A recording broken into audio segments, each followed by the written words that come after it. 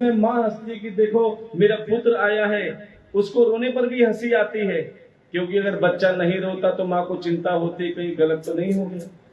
सिर्फ वो पहला दिन होता है हैप्पी बर्थडे का, जब बच्चा रोता है और माँ हंसती है। क्या उसके बाद कभी सुना कि बच्चा रोए और माँ हंसे? प्यारे, जरा सा दुख भी बर्दाश्त नहीं है माँ को। और पहले जब बच्चा रोता है तो पूरे मोहल्ले में पता चल जाता है कि हाँ, बच्चे का जन्म हुआ है। और जब वही बच्चा बड़ा होता है और प्यारे, जब माँ की आंखों में आंसू आते हैं और माँ रोती है तो फिर किसी को पता नहीं चलता। इसीलिए हम बार बार कथा के द्वारा सभी को हम एक बात जरूर कहते हैं कि भोले बाबा की पूजा करो या मत करो, लेकिन जो तुम्हारे घर में भोले बाबा है ना, कौन? माता पिता, उनकी पूजा अवश्य करो।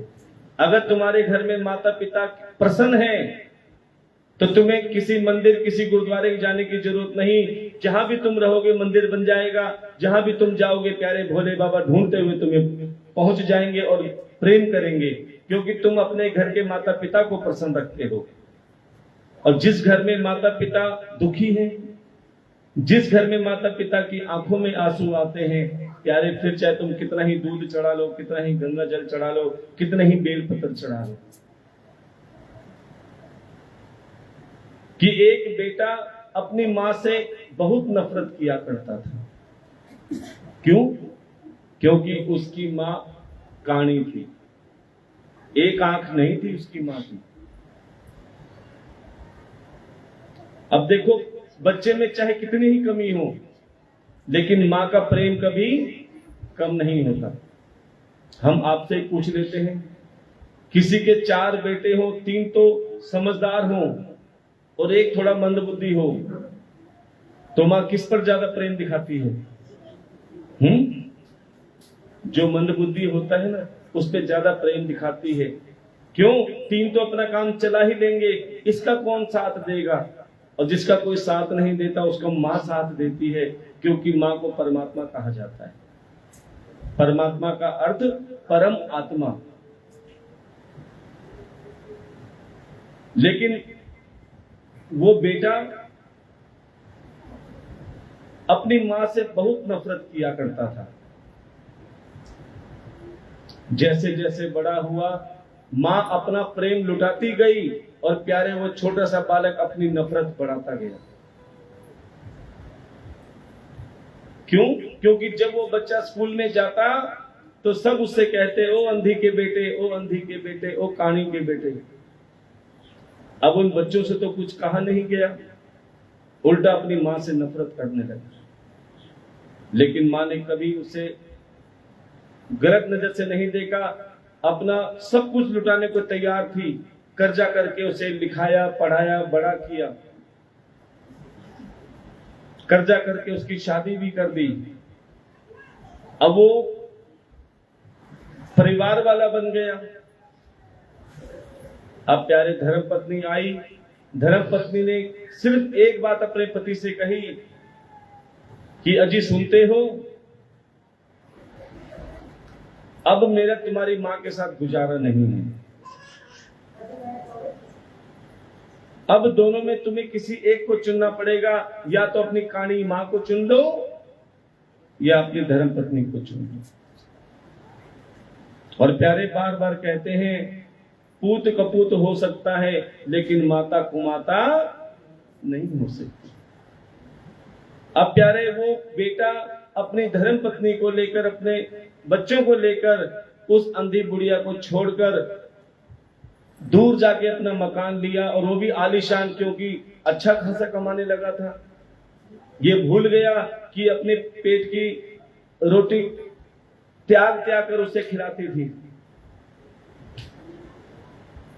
आजकल बच्चे भी ऐसे ही है ना, बड़े होकर चाहे कितना ही कर लो, क्या कहते हैं, तुमने हमारे लिए किया ही किया है।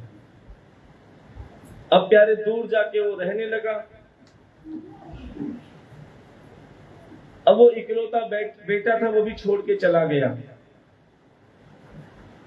अब बूढ़ी मैया बीमार रहने लगी। पहले तो बेटा पास रहता था तो थोड़ा बहुत देख ही भी लेता था, चल घर में तो है, तसल्ली है।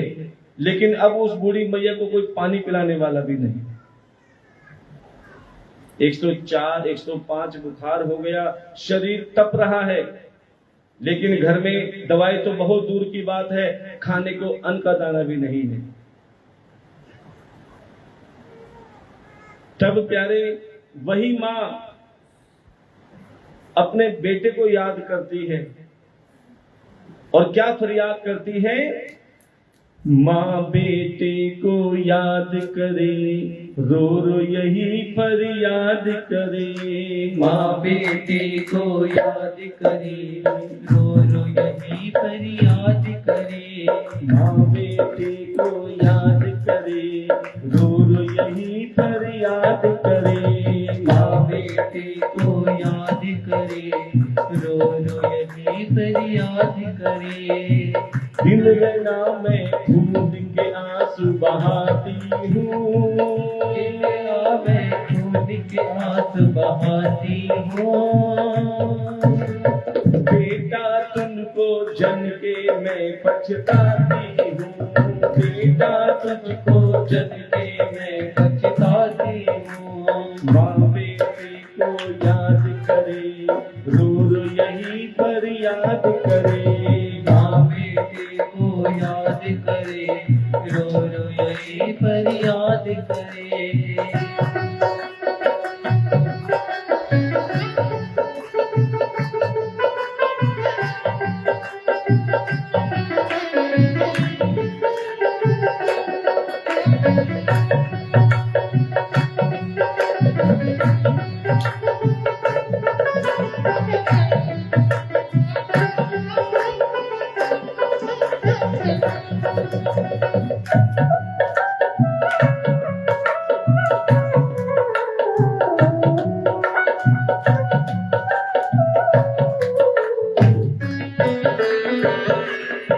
और प्यारे जब माँ देखती है कि मैंने 9 महीने तक अपनी कोख में इस बच्चे का पालन पोषण किया और अब जब मुझे सुख पाने की बारी आई, सुख देने की बारी आई, तो वो बच्चा छोड़ के चला गया।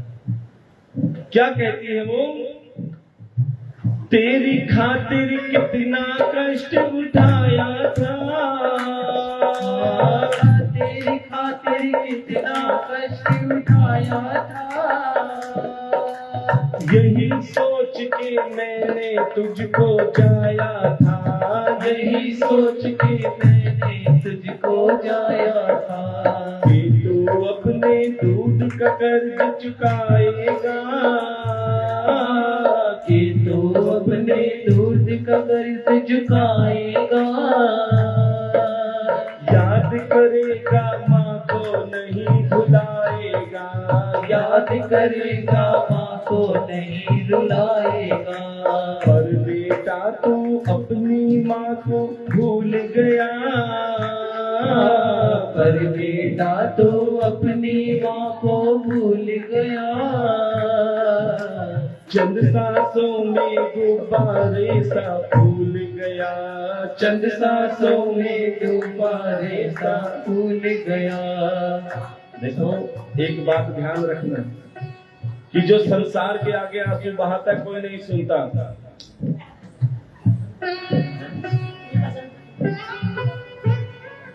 और जो कथा में जिसके 2 आंसू गिर जाते हैं ना, ध्यान देना, और वो भी भोले बाबा के सामने, समझ लेना तुम्हारे पाप समाप्त होने जा रहे हैं।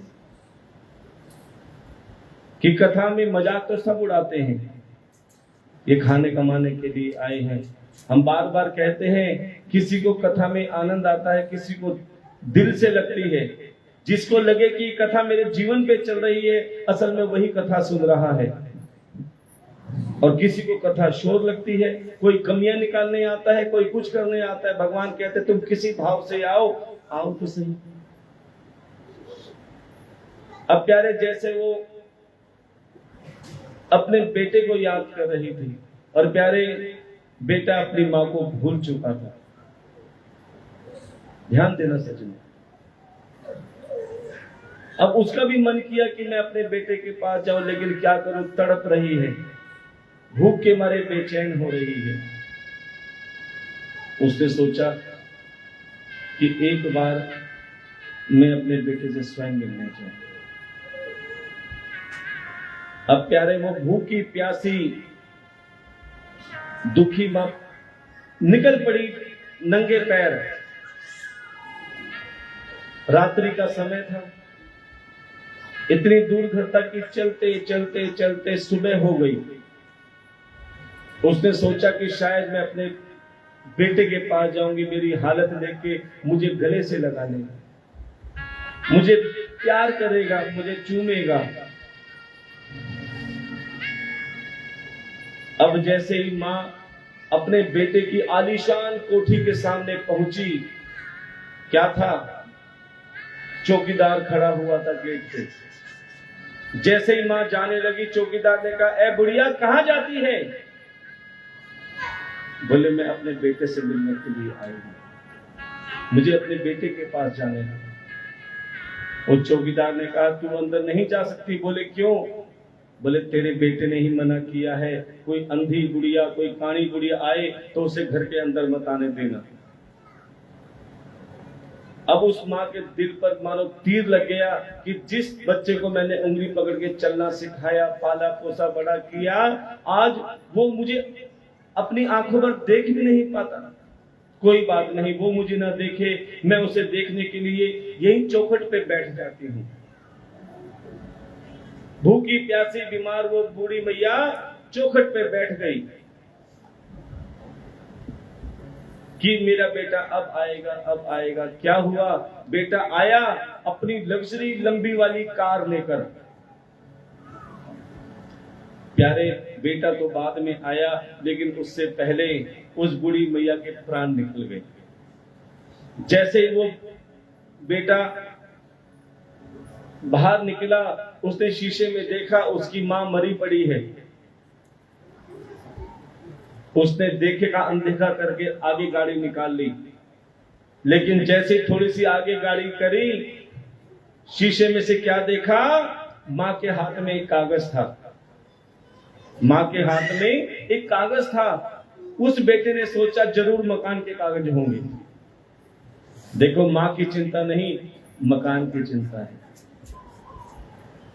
अब प्यारे, उसी समय गाड़ी रोकी और उतर के उस बूढ़ी मैया के पास आया, उसके हाथ में कागज छीनने लगा, क्योंकि मरने के बाद हाथ भी टाइट हो जाते, इतनी जल्दी कागज निकला नहीं। जैसे जैसे वो कागज निकाला तो वो कागज मकान का नहीं था, बल्कि उसके अंदर कुछ लिखा था। जैसे उस बेटे ने वो कागज पढ़ा, क्या लिखा था उसमें कि बेटा, मैं जानती थी कि तू मुझसे नहीं मिलेगा, क्योंकि तू मुझसे नफरत करता है ना। क्यों? क्योंकि मैं काणी हूं, मैं एक आंख से देख नहीं पाती, इसीलिए नफरत करता था ना। आज मैं तुझे एक बात बताती हूं कि बेटा, तू अपनी इन आंखों का ध्यान रखियो, तू अपनी इन आंखों का ध्यान रखियो, क्योंकि जब तू छोटा था ना, खेल खेल में तेरी आंख में सरिया घुस गया था। खेल खेल में तेरी आंख में सरिया घुस गया था। डॉक्टरों ने कहा ये अब अपनी आंख से नहीं देख पाएगा।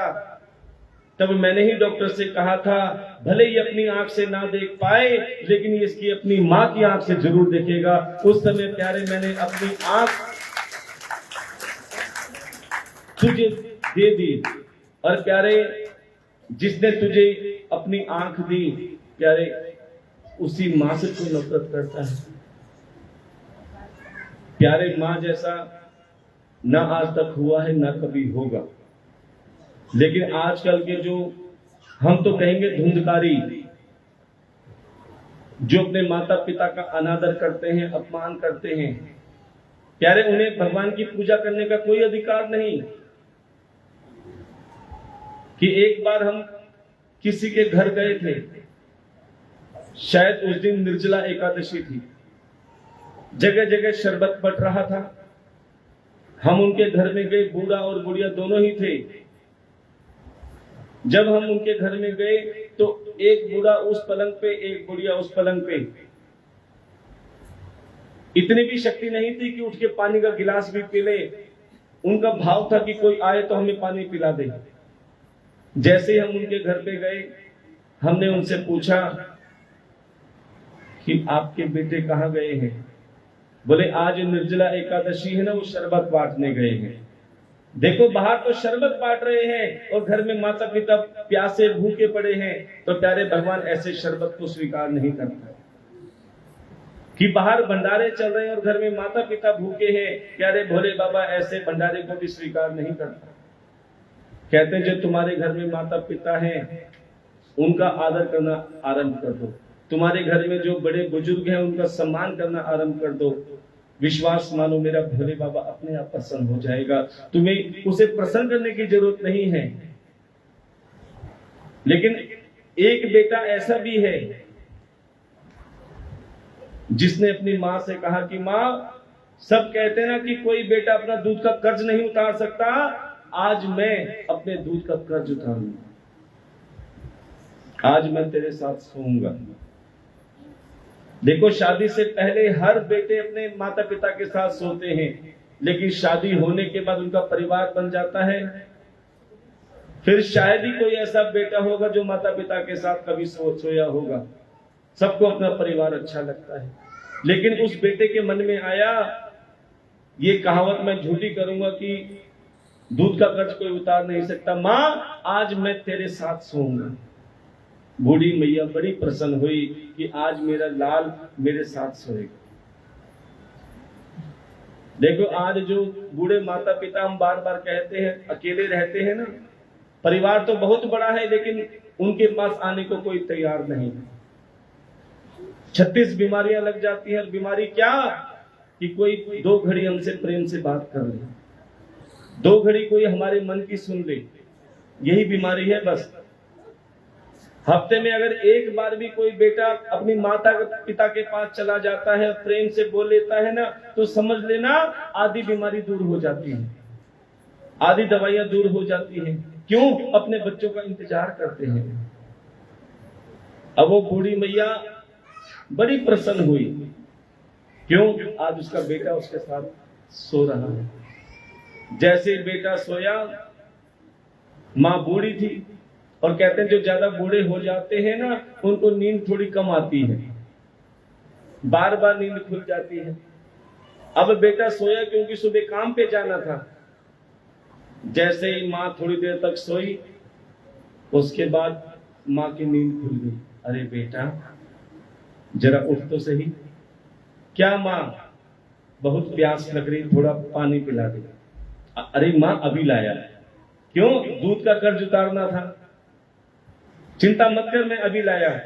जैसे ही अंदर गया, पानी का गिलास के लो मां पियो।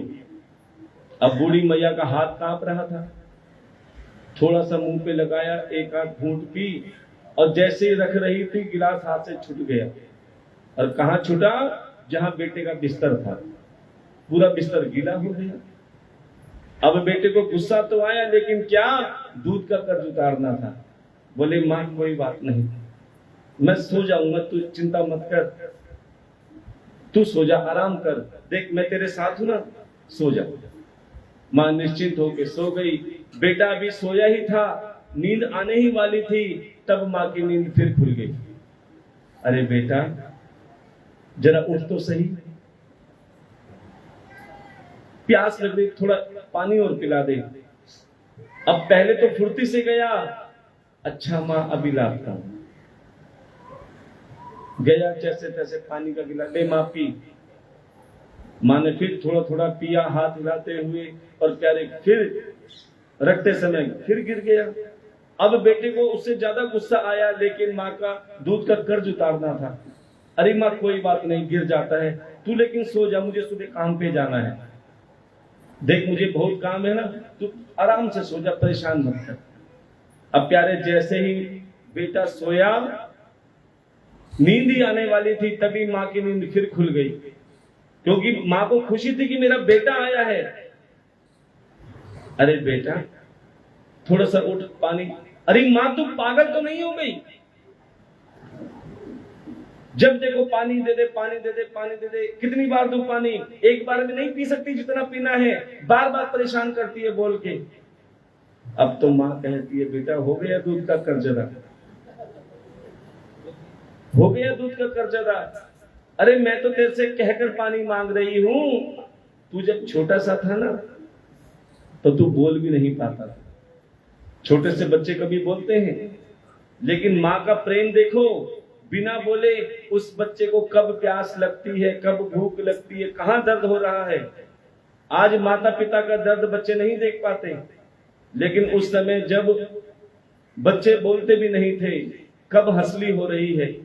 अरे आज ज्यादा रो रहा है, लगता है हंसली हो गई, लगता है इसके छाले हो गए, लगता है कुछ हो गया। 36 तरह के उपाय करती है माँ कि मेरा बच्चा सुख से रहे। और आज मैं तुझसे कह रही हूं तो कहकर भी तू मुझसे क्रोध दिखा रहा है। जिसने प्यारे खुद गीले में रहकर तुझे सूखे में रखा, खुद भूखे रहकर तुझे पेट भर खिलाया, खुद कर्जा करके तेरे को पढ़ाया लिखाया, तेरी शादी करी, आज वही बोझ बन रहे हैं। कहते हैं एक माता पिता 4 बच्चों को पाल लेते हैं, लेकिन 4 बच्चों से एक माता पिता पालने में मुश्किल हो जाती है। इसलिए प्यारे, जब तक ये तुम्हारे सर पे छत्र छाया है, उन भगवान की कदर करना सीख लेना, क्योंकि बाद में ये सब कुछ मिल जाएगा, लेकिन प्यारे वो माता पिता दोबारा नहीं मिलेंगे।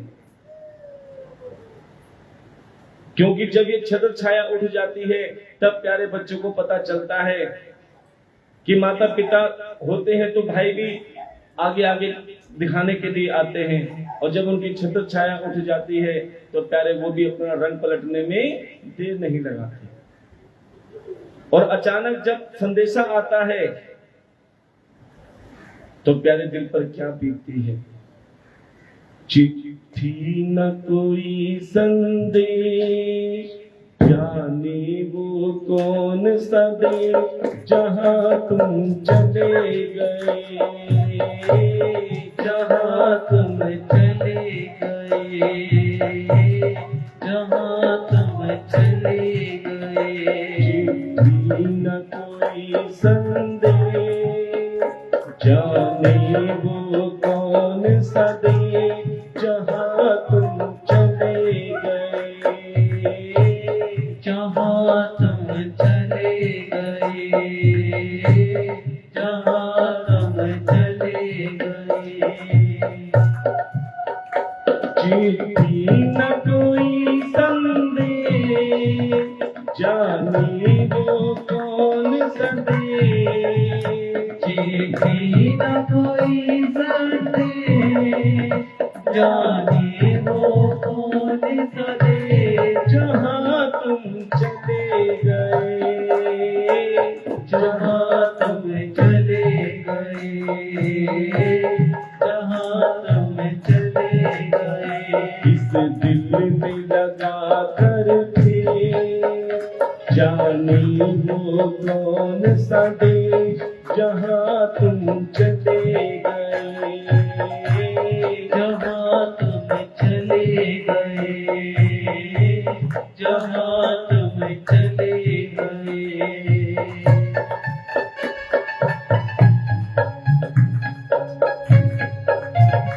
इसीलिए कहते हैं प्यारे, जो तुम्हारे माता पिता हैं उनकी कदर कर लो।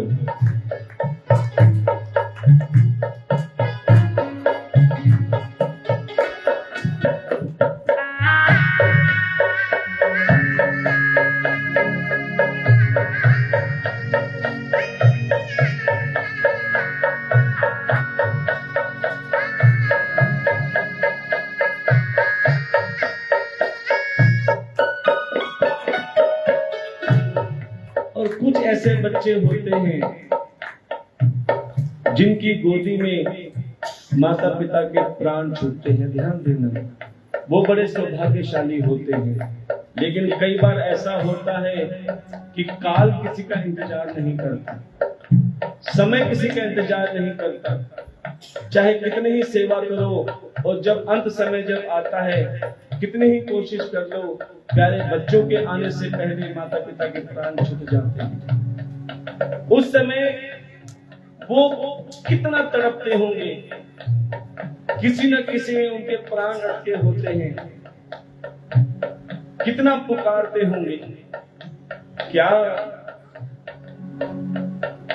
कुछ आह भरी होगी हमने न सुनी होगी, कुछ आह भरी होगी हमने न सुनी होगी, कुछ आह भरी होगी हमने न सुनी होगी, कुछ आह भरी होगी हमने न सुनी होगी, जाते जाते तुमने आवाज तो दी होगी, जाते जाते तुमने आवाज तो दी होगी, उस वक्त कहाँ थे हम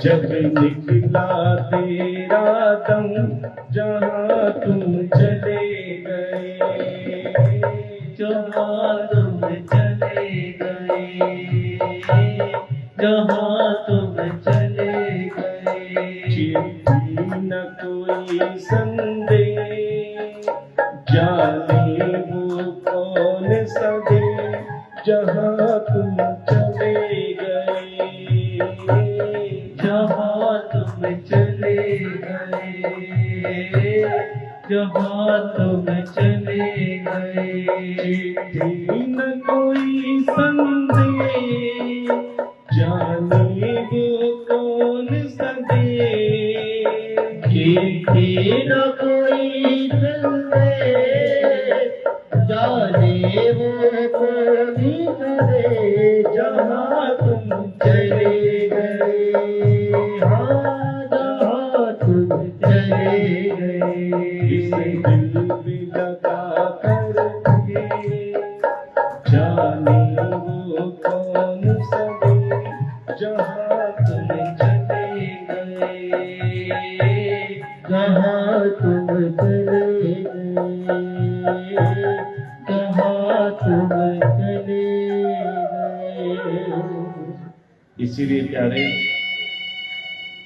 कि उस पार्वती को जब पता लगा कि मेरे पुत्र का सिर छेदन हो गया, सिर काट लिया, और वो भी किसने? स्वयं उसके पिता ने।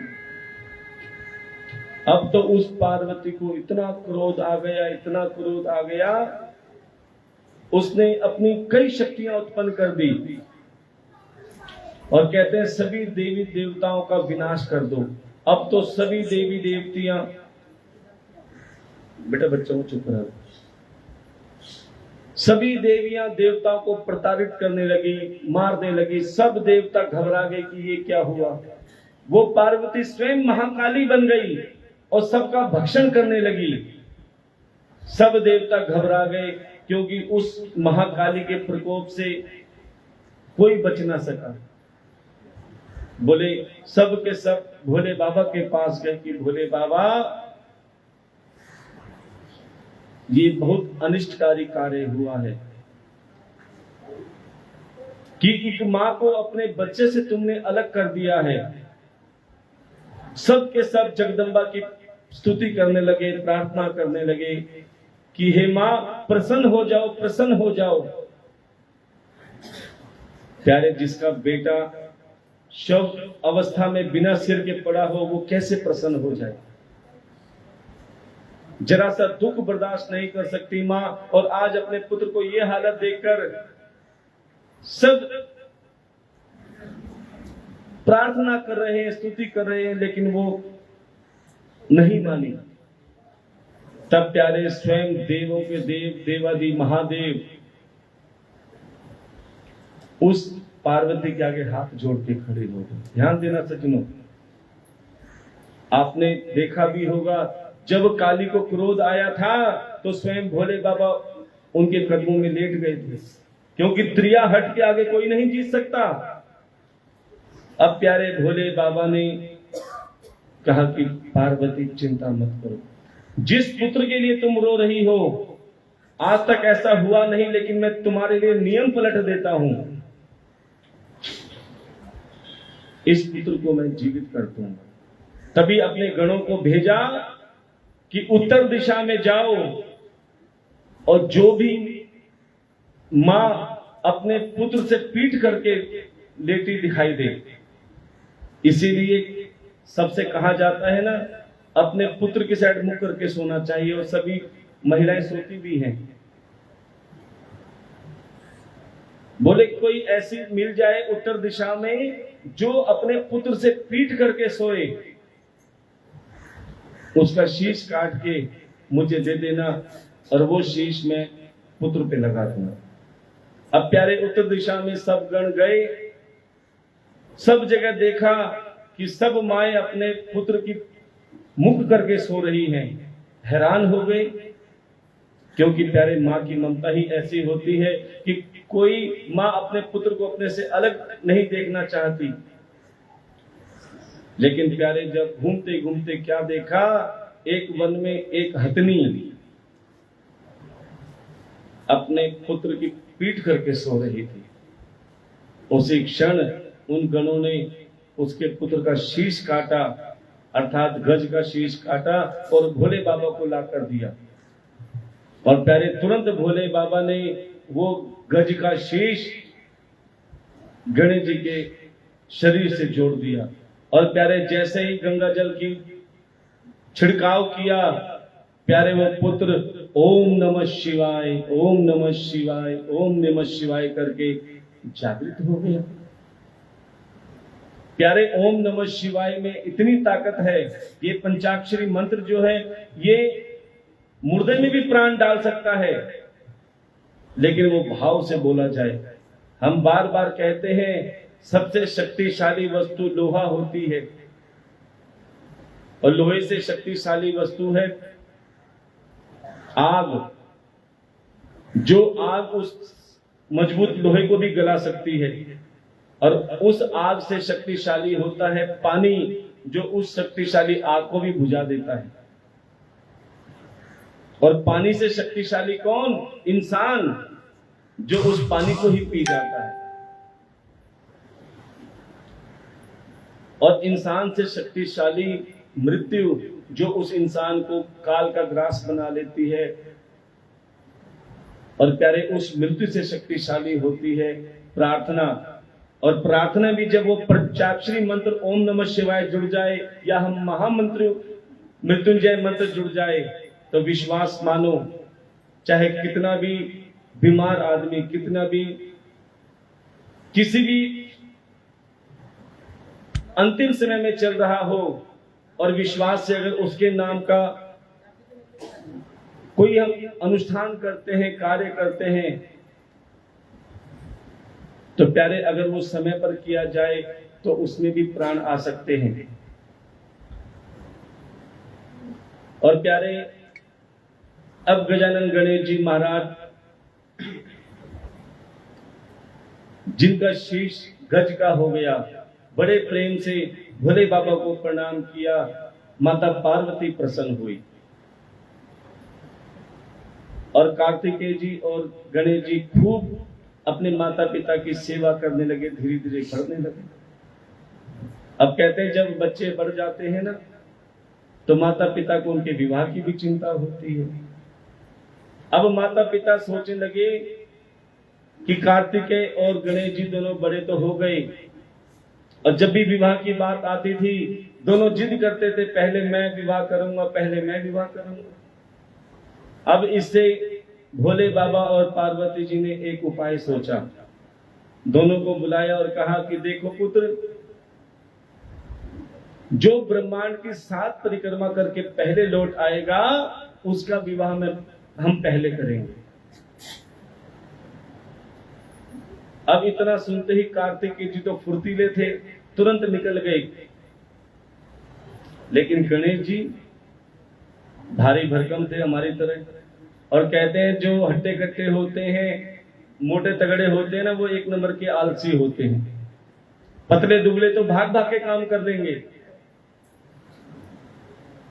और जो भारी भरकम होते हैं वो कल करेंगे, परसों करेंगे, अभी नहीं, अभी क्या है, इन्हीं चक्करों में रहते हैं।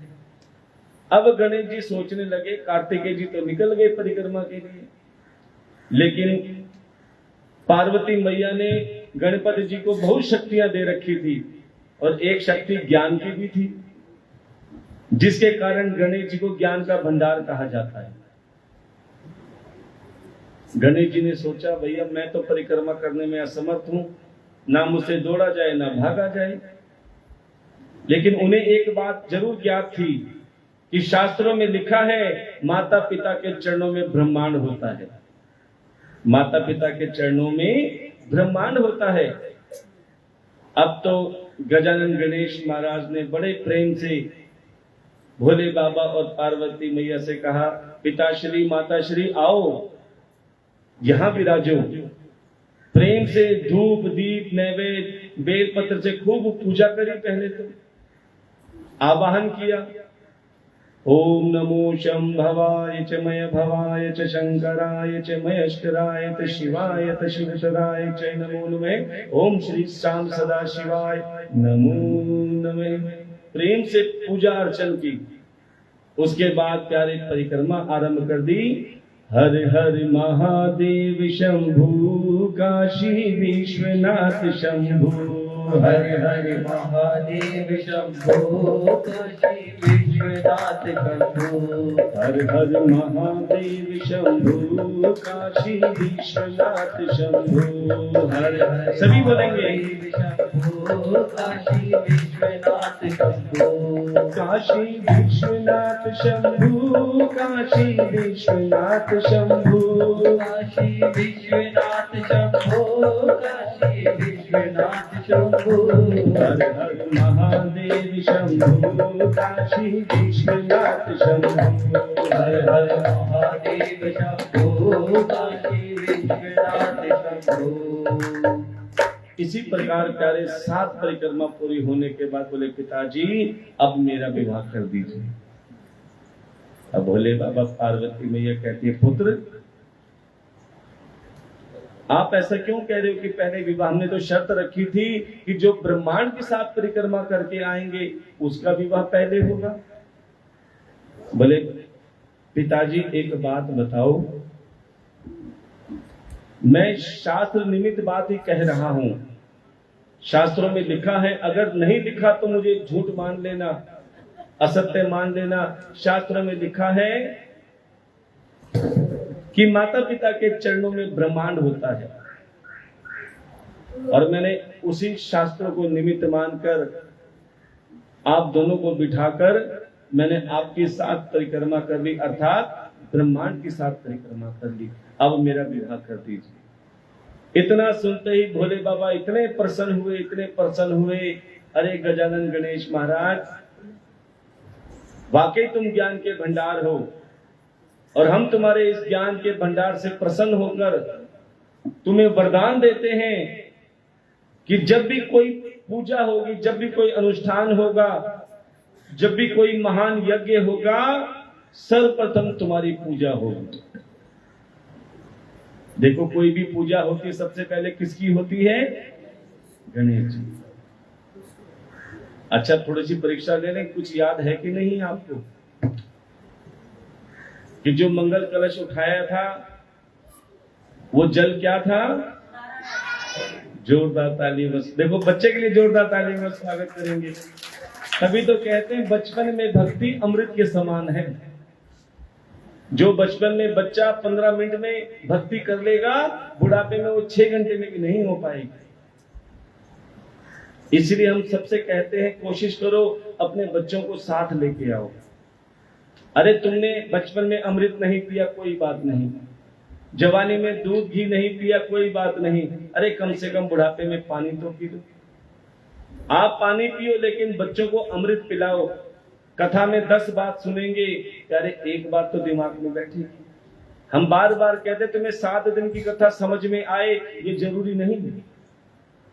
तुम्हें 7 दिन की कथा पूरी समझ में आए, ये जरूरी नहीं। प्यारे कथा का एक शब्द भी तुम्हें समझ में आ गया और उस शब्द को तुमने अगर जीवन में अमल कर लिया तो विश्वास मानो वो छोटे से बच्चे तुम्हारा बुढ़ापा सुधार देंगे, क्योंकि उन्हें समय पर तुमने उसे अमृत पान कराया है, संतों का संग कराया है। और कहते हैं जो संतों का संग करते हैं, संतों का संग अर्थात सत्संग, जिसने सत्संग सुन लिया, जिसने सत्संग कर लिया, समझ लो भोले बाबा को पा लिया।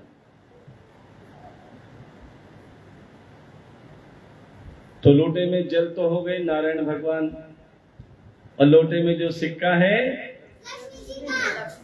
लक्ष्मी जी। देखो सीख लो बच्चों से, ऐसा लग रहा है जैसे स्टार प्लस देख रहे हो हैं। हाँ अच्छा, लोटा गणेश जी, इनकी तो पूजा हो गई। जब क्या पार्वती जी आई, बोले प्रभु ये क्या? ठीक है गणेश जी ज्ञान के भंडार है, लेकिन कार्तिक भी तो अपने माता पिता की आज्ञा से ही गए हैं, तो उनका भी तो हक बराबर होना चाहिए।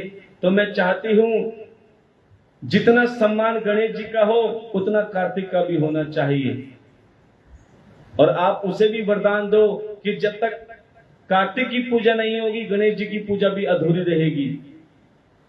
तो भोले बाबा प्रसन्न होकर कहने लगे ठीक है पार्वती, कि जब तक कार्तिक जी साथ नहीं होंगे तब तक गणेश जी की पूजा भी अधूरी रहेगी। तो भोले बाबा ने कार्तिक जी को क्या बना दिया? एक चीज एडवांस चली गई, जोरदार तालियों में स्वागत करेंगे। देखो हम इसीलिए कहते हैं कि एक एक शब्द जब हम अमल करते हैं तो छोटे छोटे बच्चे भी, जब हम अगले साल आते हैं ना कहीं पे, ओचंदी में हमने 7 कथाएं हर साल हमारी रहती है प्रभु की कृपा से, लेकिन हर बार आते हैं तो जो छोटे बच्चे थे ना, ये इस बेटे जैसे, आज वो इतने बड़े बड़े हो गए हैं, लेकिन प्यारे वो आज भी खूब सेवा करते हैं और कहते हैं महाराज ये आपकी सत्संग का फल है। उनके बच्चे पिता भी यही कहते हैं कि उस समय की कथा सुनकर आज हम इतने धन्य हो गए कि हमें अपने बच्चों से कहने की जरूरत नहीं, आगे से आगे वो पूजा में भी रहते हैं और माता पिता के सम्मान में भी रहते हैं। क्यों? क्योंकि वो सत्संग रूपी गंगा में गोते लगा दिए। तभी तो कहते हैं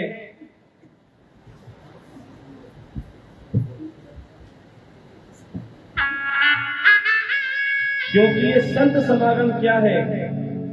सत्संग है ज्ञान सरोवर संतों की खान रे। सत्संग है ज्ञान सरोवर संतों की खान रे। सत्संग है ज्ञान सरोवर संतों की खान रे। सत्संग है ज्ञान सरोवर संतों की खान रे। सत्संग से ही मिल जाते सचमुच भगवान रे। सत्संग से ही मिल जाते सचमुच भगवान रे। सचमुच भगवान बन गए सचमुच भगवान रे। सचमुच भगवान बंदे सचमुच भगवान रे। सत्संग से ही मिल जाते सचमुच भगवान रे। सत्संग से ही मिल जाते सचमुच भगवान रे। जरा उठाइए अपने हाथों को तालियों से सजाएं।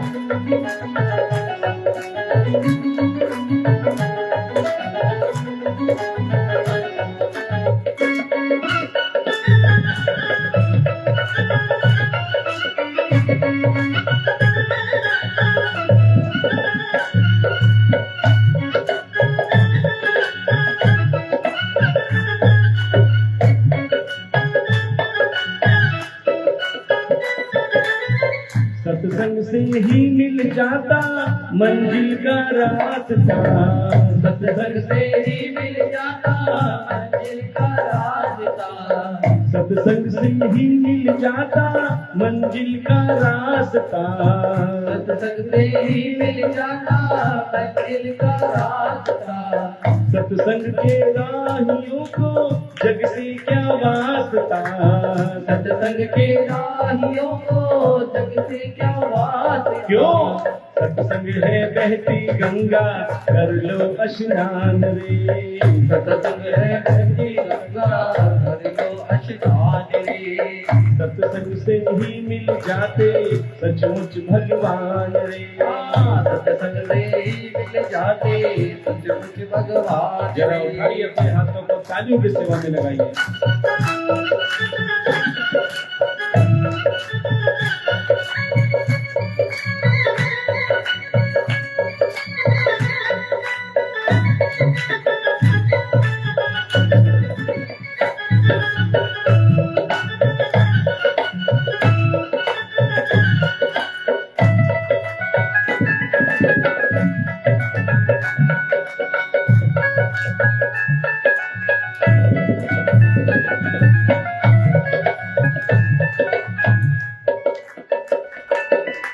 मुश्किल है जिसको पाना हथ बल के जोर से। मुश्किल है जिसको पाना हथ बल के जोर से। मुश्किल है जिसको पाना हथ बल के जोर से। मुश्किल है जिसको पाना हथ बल के जोर से। खिंचे चले आते हैं ये सत्संग की डोर से। खिंचे चले आते हैं ये सत्संग की डोर से। प्यारे तुम धन से नहीं बुला सकते भगवान को, 56 भोग से भी नहीं बुला सकते। एक केवल सत्संग है जिसके जोर पे भगवान दौड़े चले आते हैं। और शास्त्रों में सत्संग क्या है?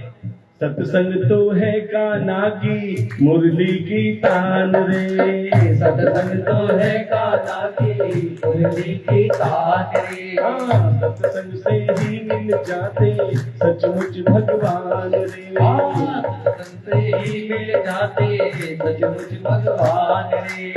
सचमुच भगवान बंदे सचमुच भगवान रे। सचमुच भगवान बंदे सचमुच भगवान रे। हाँ, सत्संग से ही मिल जाते सचमुच भगवान रे। सत्संग से ही मिल जाते सचमुच भगवान रे।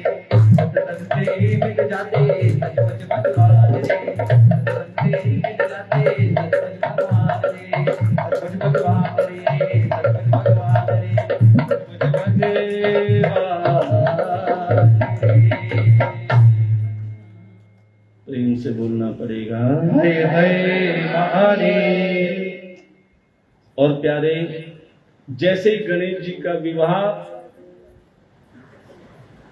रिद्धि सिद्धि के साथ हुआ, गणेश भगवान बड़े प्रसन्न थे कि एक नहीं दो दो बहुएं आ गई। अब प्यारे कुछ समय बाद में गणेश जी पिता भी बन गए और गणेश जी के दो ही पुत्र हुए। कौन कौन से?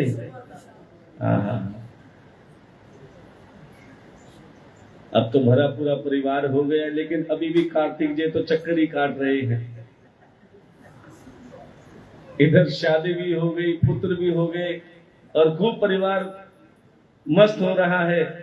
अब वो सीधे साधे कार्तिक जी अपना लगे हुए हैं, जैसे ब्रह्मांड के साथ परिक्रमा करके उनको भी आस थी कि मेरा भी विवाह हो। और प्यारे जैसे ही परिक्रमा करके आ रहे थे, बीच में कौन मिल गए? नारायण नारायण। कहते हैं नारायण जिसके दर्शन हो जाते हैं ना, समझ लो। वैसे तो नारद जी बहुत बड़े संत महात्मा हैं, इसमें कोई अतिशयोक्ति नहीं है, लेकिन उनकी लीला ऐसी है कि प्यारे जहां आवश्यकता पड़ती है ना, जिस घर में प्रवेश कर जाएं, प्यारे रोटी भी नसीब नहीं होती। अच्छा, कोई चाहे माताएं बहनें समझ लो, इसमें आदमी भी कोई कम नहीं है। जो इधर की उधर करते हैं उन्हें क्या कहते हैं? तू तो बिल्कुल नारद मुनि का काम करते हैं। ध्यान देना सज्जनों। अब जैसे नारद जी कार्तिक जी से मिले और कहने लगे, पुत्र कहां जा रहे हो? बोले, मैं ब्रह्मांड की 7 परिक्रमा करके आया हूं, अपने माता पिता के पास जा रहा हूं, क्योंकि जो पहले परिक्रमा करके आएगा माता पिता उसका विवाह पहले करेंगे। तो मैं जा रहा हूं। बोले गणेश जी कहाँ है?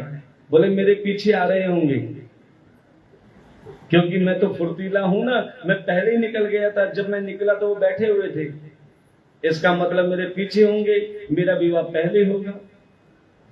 अब तो नारद जी फिर कहते हैं नारायण नारायण। बोले तुम्हें कैसे पता कि गणेश जी पीछे हैं?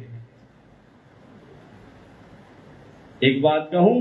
बोले कहो। बोले छोड़ो, बाद में बताऊंगा। बोले अधूरी बात हमेशा कलेश का कारण होती है, या तो बात छेड़ो मत, और छेड़ो तो पूरी बताओ। बोले लगता है तुम्हारे माता पिता ने तुम्हारे साथ छल किया है। कैसा छल? और तुम्हारे भाइयों में भी भेद करते हैं प्रेम में।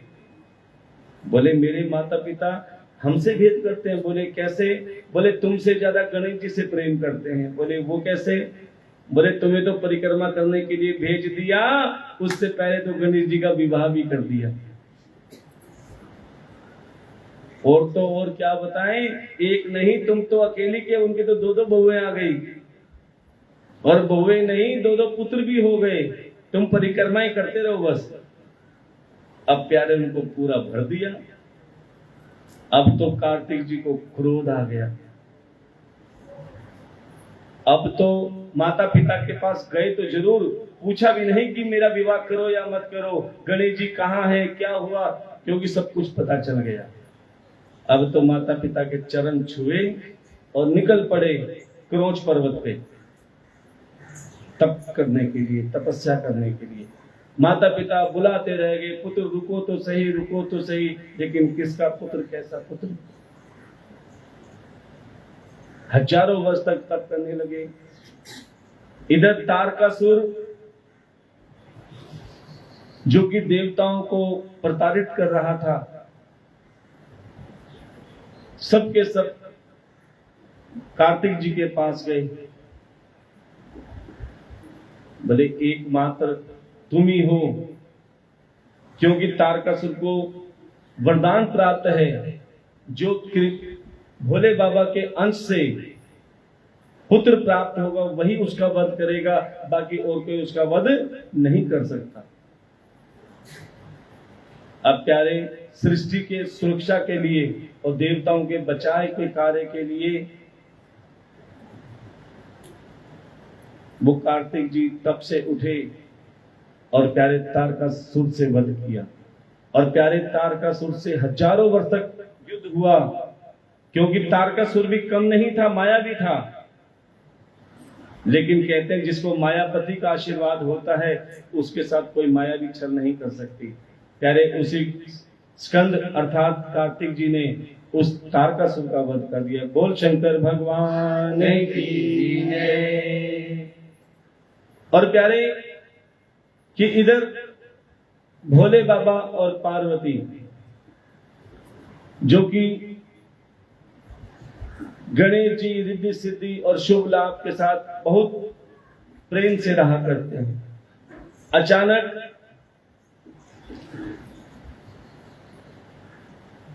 कि एक समाचार आया कि पृथ्वी को एक राक्षस था जिसका नाम था हिरण्याक्ष। वो पृथ्वी को अथाह जल में लेकर चला गया और पृथ्वी जल ही जल हो गया, और प्यारे कहीं उसे बचाव की जगह नहीं मिली। तब श्री हरि नारायण भगवान बाहरा रूप में उस पृथ्वी को अथाह जल से उबार कर लाए और उस समय हिरण्याक्ष का वध किया। और हिरण्याक्ष के छोटे भाई कौन? हिरण्यकश्यप, जिसे ब्रह्मा जी के बहुत वरदान प्राप्त थे। और कहते हैं जिसको थोड़ी बहुत शक्ति मिल जाती है ना, वो अपने आप को भगवान मान लेता है। अब हिरण्यकश्यप अपने आप को भगवान मानने लगा और सब देवी देवताओं से कहने लगा कि मेरे नाम की आहुति दो, मेरे नाम का यज्ञ करो, मेरे नाम का जाप करो, और जो मेरे नाम की यज्ञ आहुति जाप नहीं करेगा मैं उसे मृत्यु दंड दूंगा। सब डर के मारे हिरण्यकश्यप का नाम लेने लगे, उनके मंत्र जाप करने लगे। लेकिन कहते हैं कि कभी कभी ब्राह्मण के घर राक्षस का जन्म हो जाता है, जैसे देव शर्मा का जन्म हुआ। ब्राह्मण कुल में तो जन्म लिया लेकिन ब्राह्मण कर्म नहीं किए। लेकिन कभी कभी राक्षस के घर में भगवान के भक्त का भी जन्म हो जाता है। हिरण्यकश्यप के घर में भगवान के भक्त का जन्म हुआ और उसका नाम क्या था? जोरदार तालियों का स्वागत करेंगे। देखो, हम यही चाहते हैं कि छोटे छोटे बच्चे ये सनातन धर्म का भी ज्ञान रखें। आजकल अपने बच्चों को सब अंग्रेजी स्कूल में पढ़ाने में लगे हैं कि बच्चा फराटे से इंग्लिश बोले। लेकिन भैया, अच्छी बात है फराटे से इंग्लिश बोले, लेकिन कुछ संस्कार भी होने चाहिए। एक बार हम सीरसपुर में कथा कर रहे थे, दो लड़के आए कम से कम 20-22 साल के, पर्सनालिटी भी अच्छी थी, अच्छे घर के थे। हम खड़े भागवत कथा की तैयारी करवा रहे थे। दोनों आए, बोले क्या कर रहे हो?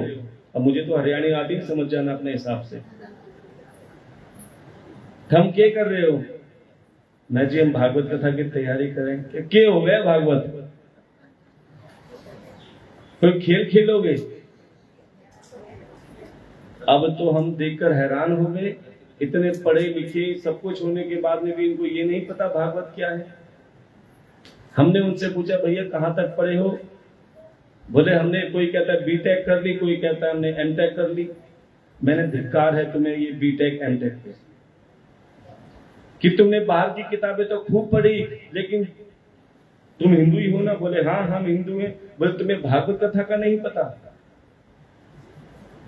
क्योंकि वो ज्ञान गिनती में लगे हुए, इंग्लिश सीखना, ये सीखना, वो सीखना, लेकिन प्यारे माता पिता ने उनको संस्कार नहीं दिए कि बड़ों से कैसे बोलते हैं, ग्रंथ के बारे में कैसे कहा जाता है, क्या सुना जाता है।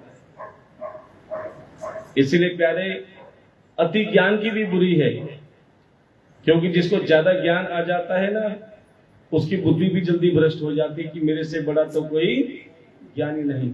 इसीलिए हम बार बार कथा में कहते हैं, अज्ञानी बन के बैठो। अज्ञानी बन के बैठोगे कथा में, कुछ ना कुछ तो सीखने को मिलेगा। और ज्यादा विद्वान बन के बैठे रहोगे, सिवाय कमियां निकालने के कुछ नहीं मिलेगा।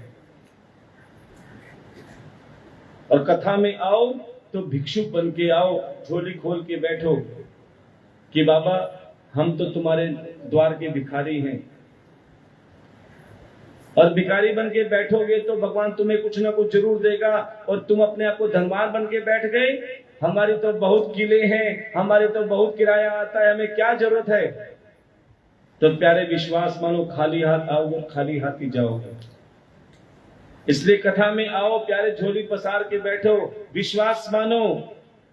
भगवान तुम्हें धन ना भी दे तो चिंता मत करना, लेकिन फिर भी तुम खाली हाथ नहीं जाओगे, क्योंकि मेरा भोले बाबा तुम्हारे पल्लू में लग के तुम्हारे साथ साथ चला जाएगा, तुम्हारे आंगन में खेलेगा खुशियां बन के। और कृपा क्या होती है? कृपा ये नहीं कि तुम्हारे पास करोड़ों रुपए हैं, कृपा वो होनी चाहिए कि तुम्हारे पास धन हो ना भी हो, मेरा भोले बाबा तुम्हारा काम ना रोके। अरे बड़े बड़े पैसे वालों के काम रुक जाते हैं जो धन को भगवान मानते हैं। और प्यारे, जो भोले बाबा को धन मानते हैं ना, कि भोले बाबा मेरा तो सहारा तू ही है, तो प्यारे उसके काम कभी रुकते नहीं है। और प्यारे,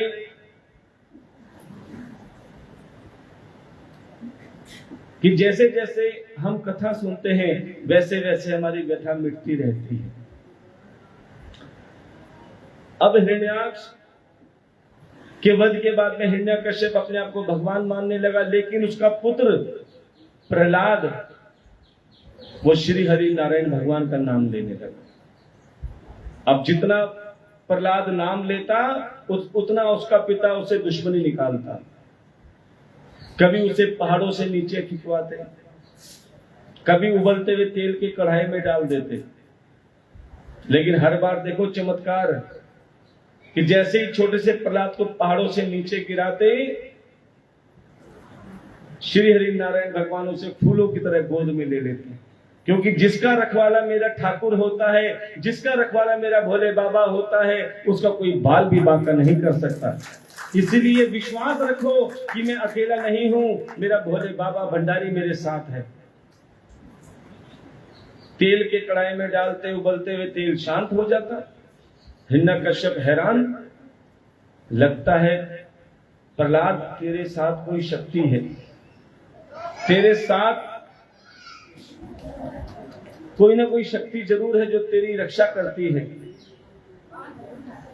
अब तो हिरण्यकश्यप ने होलिका को बुलाया कि होलिका, या तो मेरे पुत्र प्रहलाद को समझाओ कि मेरा नाम ले,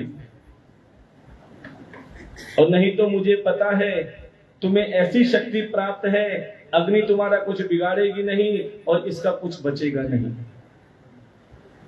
अब होलिका ने ऐसा ही किया। भक्त प्रहलाद को अपनी गोदी में बिठाया, चिता बनाई और प्यारे चिता में अग्नि दे दी। और प्यारे, ये चिता क्या है? ये संसार है। और अग्नि क्या है? दुख है। बड़े ध्यान से सुनना। और प्रहलाद कौन है? वो तुम हो,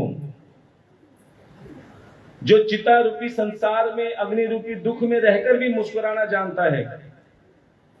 अग्नि जलने के बाद में भी प्रहलाद मुस्कुरा रहे और कहते हैं, भजमन नारायण नारायण नारायण, ओ भजमन नारायण नारायण, सभी बोलेंगे नारायण, भजमन नारायण नारायण नारायण, भजमन नारायण नारायण नारायण, लक्ष्मी नारायण नारायण नारायण, लक्ष्मी नारायण नारायण नारायण, श्री हरि नारायण नारायण नारायण, श्री हरि नारायण नारायण नारायण, लक्ष्मी नारायण नारायण नारायण। और प्यारे तभी चमत्कार हुआ क्या कि जिस होलिका को वरदान मिला था कि अग्नि उसका कुछ बिगाड़ नहीं सकती, प्यारे वो होलिका जल गई और भक्त प्रहलाद बच गए। बोलिए भक्त प्रहलाद की जय। अब ये चमत्कार देखकर हिरण्यकश्यप बिल्कुल समझ गया। अरे प्रहलाद, एक बात बताओ, ये तो मुझे पता चल गया कि तुम्हारे साथ शक्ति है, और वो शक्ति क्या है जिसका तुम नाम लेते हो? कौन? नारायण। ये तो पता चल गया कि कोई ना कोई शक्ति जिसका नाम नारायण है तुम्हारा साथ देती है। अच्छा ये तो बताओ, वो नारायण रहता कहाँ है? अच्छा मैं ही आपसे पूछ लेता हूं, भगवान कहाँ रहते हैं? सब जगह। बहुत अच्छी बात है। आप बताओ कहाँ रहते हैं दीदी भगवान? मन में। देखो सबके अपने अपने विचार हैं। कोई कहता है मन में, कोई कहता है सर में, कोई कहता है कण कण में। अच्छा जो कहते हैं ना मन में, इन सबका MRI करवाते हैं। अल्ट्रासाउंड में तो पता नहीं चलता, MRI में तो पता चल जाएगा। अगर मन में है तो दिखने चाहिए ना। अगर सब कहते हैं मन में है तो प्यारे लोहे का खंभा फाड़ के कैसे प्रकट हो गए?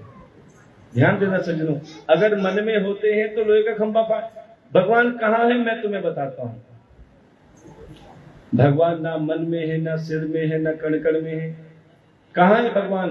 भगवान है तुम्हारे विश्वास में। जहां विश्वास होगा वहां भगवान होंगे। हम कथा में कहते हैं अगर विश्वास होगा तो पत्थर में भी भगवान दिख जाएगा, और विश्वास नहीं है तो चतुर्भुज रूप में भी भगवान आ जाए तो पहचान नहीं पाओगे। अब हिरण्यकश्यप प्रहलाद से कहते हैं तेरा भगवान कण कण में है? बोले हाँ। चींटी में भी तेरा भगवान है? बोले हाँ। हाथी में भी तेरा भगवान है? बोले हाँ। सोने चांदी हीरे मोती सब में तेरा भगवान है? बोले हाँ। अच्छा कोई भी ऐसी जगह नहीं है जहां ना हो? बोले बिल्कुल। अच्छा लोहे के खंभे में भी तेरा भगवान है? बोले हाँ। बोले है तो दिखा। देखो छोटे से बच्चे को चैलेंज कर दिया हिरण्यकश्यप ने कि तुझे बहुत विश्वास है ना, नारायण नारायण का बहुत जाप करता है, आज बता तेरा भगवान लोहे के खंभे में है कि नहीं। बोले है तो दिखा। अब देखो छोटे से बच्चे का विश्वास। बोले चिंता मत करो पिताजी, आपने अगर कहा है ना इसमें भगवान है, तो मैं कहता हूं है, वो आएगा, लेकिन तुम बुलाने वाले तो बनो। कौन कौन मेरे ठाकुर को बुलाना चाहता है, जरा हाथ उठाएंगे। चाहते हो ना बुलाना, तो मेरे साथ कहना पड़ेगा, वो आता होगा, वो आता होगा, वो आता होगा, वो आता होगा, वो आता होगा, वो आता होगा, वो आता होगा, वो आता होगा, वो आता होगा, वो आता होगा, वो आता होगा। वो आता होगा।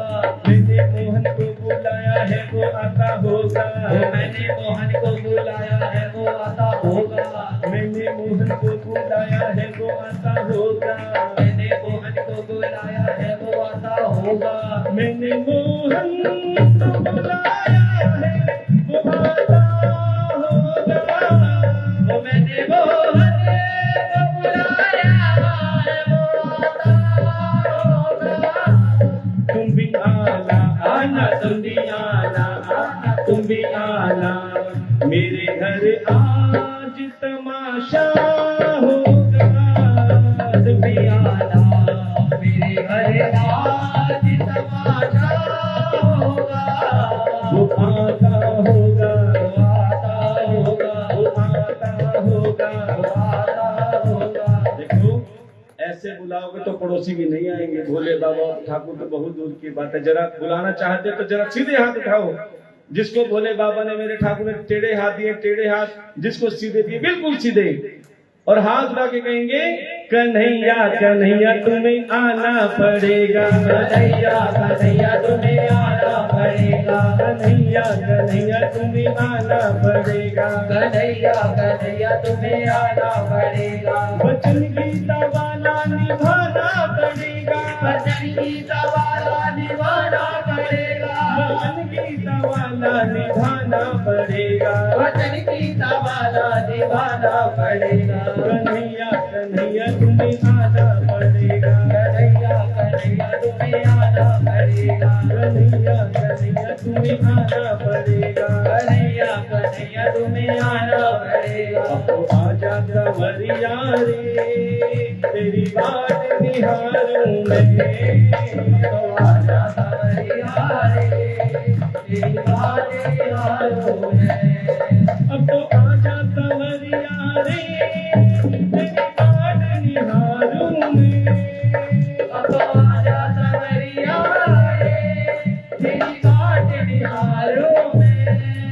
अब तो आजा कंवरिया रे, तेरी बात निहारूं मैं। अब तो आजा कंवरिया रे, तेरी बात निहारूं मैं।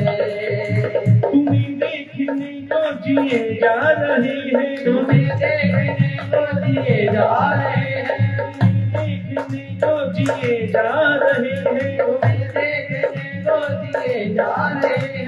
यूं पर्दे पे पर्दा किए जा रहे हैं। पर्दे पे पर्दा किए जा रहे हैं। चले आओ पर्दे से है मुरली वाले, चले आओ पर्दे से है मुरली वाले। हमें तेरा पर्दा गवारा नहीं है। हमें तेरा पर्दा गवारा नहीं है। हमें तेरा पर्दा गवारा नहीं है। हमें तेरा पर्दा गवारा नहीं है। बता दो के पर्दे से कब तक छुपोगे। बता दो के पर्दे से कब तक छुपोगे। बता दो के पर्दे से कब तक छुपोगे। बता दो के पर्दे से कब तक छुपोगे। तुम्हें मुझसे पर्दा हटाना पड़ेगा। तुम्हें मुझसे पर्दा हटाना पड़ेगा। मुबारक हो तुमको ए मेरी मोहब्बत, मुबारक हो तुमको है मेरी मोहब्बत। तुम्हें सामने मेरे आना पड़ेगा। तुम्हें सामने मेरे आना पड़ेगा। तुम्हें सामने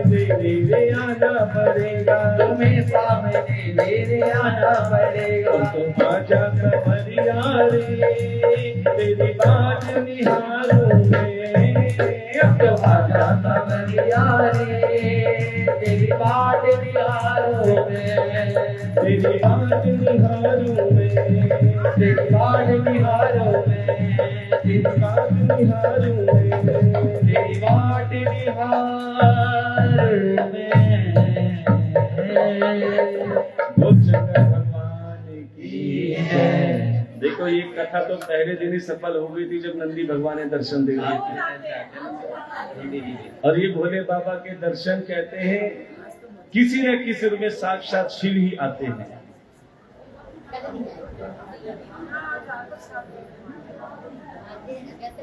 और प्यारे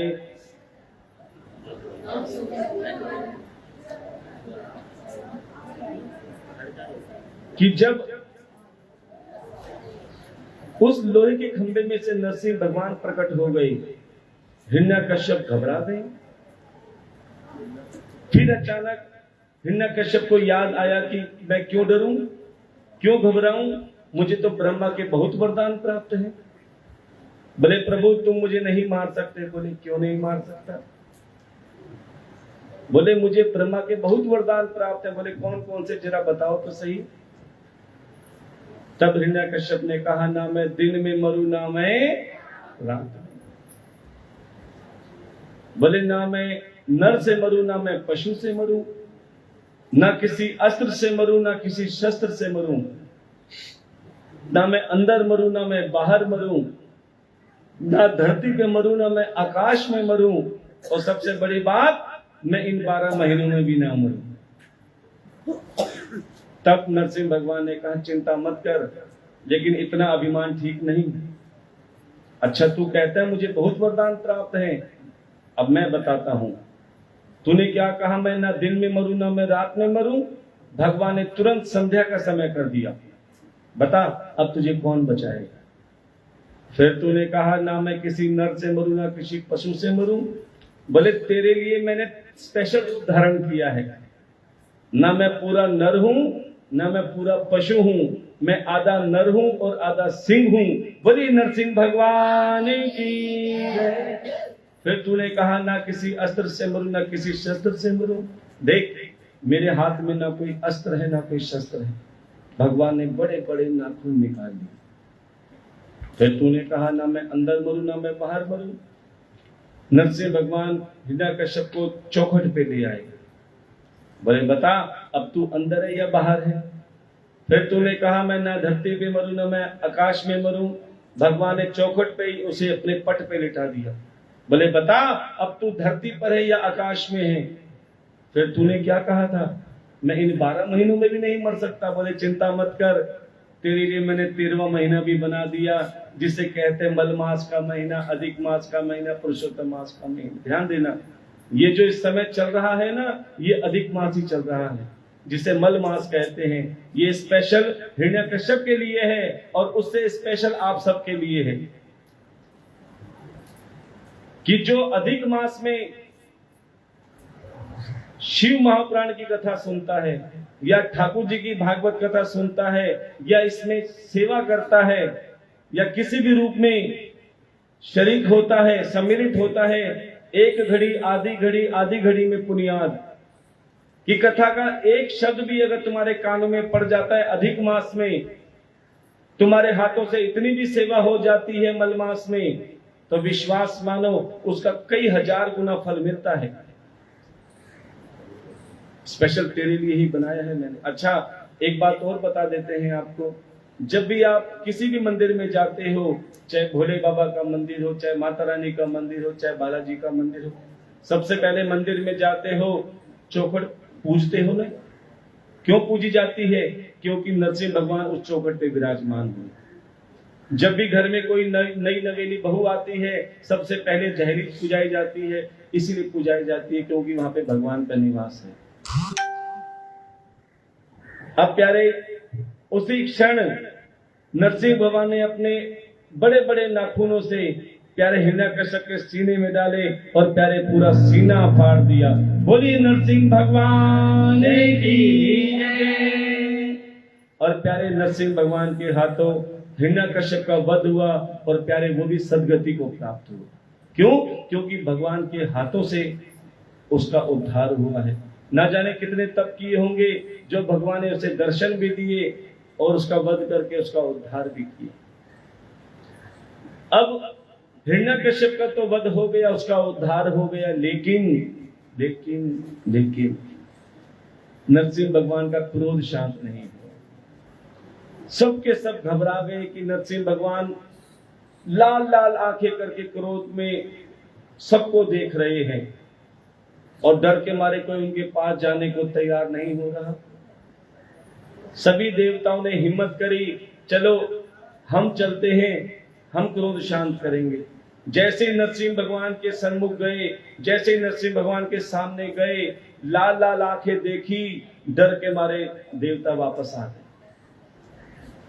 अब लक्ष्मी जी बैठी थी, बोले जाओ लक्ष्मी जी, आप नरसिंह भगवान का क्रोध शांत करो।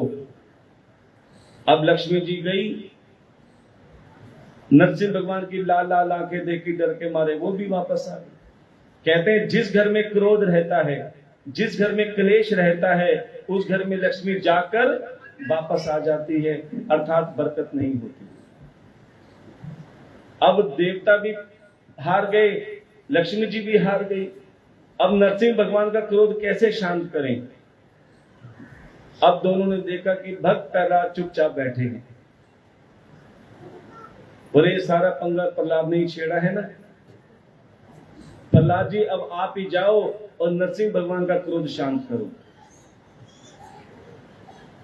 अब छोटे से प्रहलाद नरसिंह भगवान के पास गए, ना इधर देखा ना उधर देखा, गोद में जाके बैठ गए और कहने लगे भजमन नारायण नारायण नारायण, भजमन नारायण नारायण नारायण, श्रीमन नारायण नारायण नारायण, श्रीमन नारायण नारायण नारायण, लक्ष्मी नारायण नारायण नारायण, लक्ष्मी नारायण नारायण नारायण।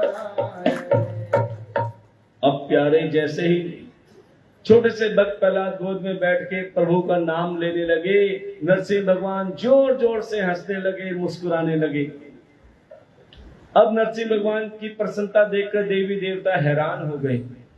अरे हम जैसे बड़े बड़े देवी देवता से नरसिंह भगवान खुश नहीं हुए, प्रसन्न नहीं हुए। प्रहलाद तूने ऐसा कौन सा जादू कर दिया जिससे नरसिंह भगवान प्रसन्न हो के नाच रहे हैं? प्यारे, अगर आप अपने घरों में सुख शांति चाहते हैं, अगर आप अपने घरों में बरकत चाहते हैं, तो प्रहलाद की ये छोटी सी बात जरूर ध्यान देना, और ध्यान ही मत देना, अमल भी करना। प्रहलाद ने कहा कि देवताओं, मैंने कोई ज्यादा बड़ा काम नहीं किया, तुमने भी वही काम किया जो मैंने किया, बस करने का तरीका अलग था। क्या? कि जब नरसिंह भगवान को क्रोध था, जब नरसिंह भगवान क्रोध में थे, तुम उनके पास गए तो जरूर। जब उनकी लाल लाल आंखें हो रही थी ना गुस्से में, क्रोध में, तब तुम उनकी आंखों में आंखें मिला रहे थे। देखो, जब किसी को क्रोध होता है ना, और उसकी क्रोध में तुम उसकी आंखों में आंखें मिलाओगे, तो क्रोध बढ़ेगा या घटेगा? मुझे आंखें दिखाता है कि तुम उनकी आंखों में आंखें मिला रहे थे और मैं भी उनके पास गया, लेकिन मैं आंखों में आंखें नहीं मिला रहा था, मैं तो उनके चरणों को देख रहा था। और प्यारे, जब सामने वाले को क्रोध आए और तुम थोड़ा सा सर झुका के उनके चरणों को देख लो, थोड़ी देर तो बोलेगा, लेकिन फिर शांत हो जाएगा कि भैया ये नम्र हो गया तो मैं कितना बोलूं। प्यारे, जो झुक सकता है वही झुका सकता है, ध्यान देना। लेकिन एक पंडित जी और पंडितानी झुकने को तैयार नहीं। जब देखो आपस में झगड़ा करते रहते थे, और जितना झगड़ा करते थे पड़ोसी आनंद मनाते थे। अब एक दिन पंडित जी ने पंडितानी से कहा, अरे पंडितानी देख, इतना झगड़ा मत किया कर, लोग तमाशा देखते हैं, आनंद उठाते हैं। एक काम करना, जब हमारा झगड़ा हो, ना तू मुझसे बात करियो ना मैं तुझसे बात करूंगा। पंतानी ने कहा ठीक है, जब झगड़ा होगा तब देख लेंगे। अब प्यारे झगड़े के कोई सिर पैर तो होते नहीं, जरा सी बात पे झगड़ा चालू। अब झगड़े में न पंडित जी पंतानी से बोले न पंतानी पंडित जी से बोले, तो कैसे काम चले। अब पंडित जी मेरी तरह समझदार थे, भले कोई बात नहीं, मैं बोल नहीं सकता पंतानी से क्या हुआ, लिख कर तो दे सकता हूं। अब पंडित जी को हवन करने जाना, कोई बात नहीं बोले तो मत बोल। तो कहते ना, पहले मैं क्यों बोलूं, मैं अपनी माँ की औलाद नहीं जो तेरे से बोल लूं। अब पति देव भी कहते हैं, मैं कौन सा अपने बाप की औलाद नहीं जो तेरे से बोल लूं, पहले तू बोलेगी तो बोलूंगा मैं। अब प्यारे पति देव को हवन कराने जाना, पंडित जी को पर्ची पे लिख दिया, अरे पंतानी हवन कराने जाना है, धोती तो प्रेस कर दे, मत बोल।